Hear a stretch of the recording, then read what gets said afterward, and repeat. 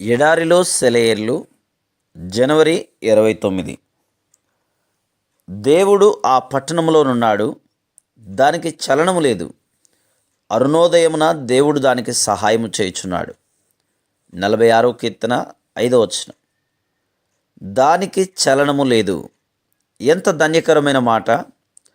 ఈ లోకపు ఒడిదుడుకులు అన్నిటికీ అంత తేలికగా చలించిపోయే మనం మన ప్రశాంతతను ఏది భంగం చేయలేని స్థితికి చేరుకోగలమా?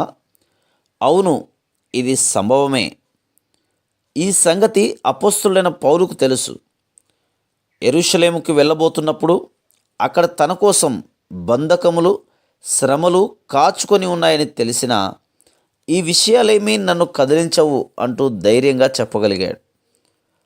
పౌలు జీవితంలోనూ అనుభవంలోనూ గతించిపోదగిన బలహీనతలన్నీ గతించిపోయినాయి. ఇక అతడు జీవితాన్ని కానీ జీవిత ఆశలను కానీ ప్రియంగా ఎంచుకోవడం లేదు.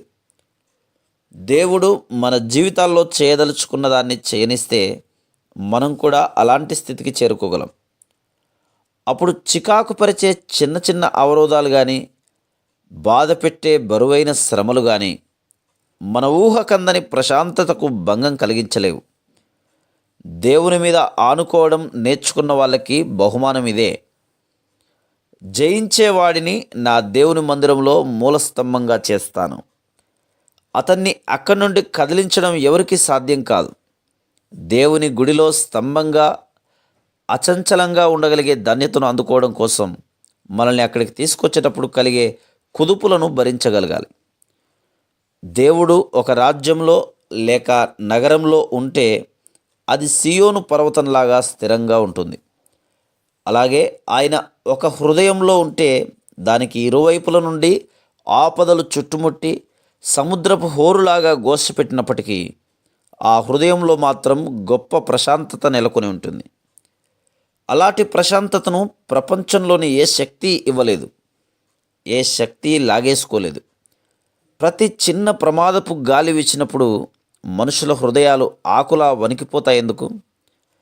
దేవుడు ఉండవలసిన వాళ్ళ హృదయాల్లో లోకమున్నందువల్లనే కదా. దాన్ని తొలగించి దాని స్థానంలో దేవుణ్ణి ప్రతిష్ఠించడమే కదా కావలసింది. ప్రభువులో విశ్వాసం ఉంచే వాళ్ళు సియోను పర్వతంలాగా కదలక స్థిరులై ఉంటారు. మనల్ని బలపరిచే పాతకాలపు పద్యం ఒకటి ఉంది. నమ్మికతో దేవుణ్ణి ఆశ్రయించే వాళ్ళు సియోను శిఖరంలా నిలబడతారు నిండుగా.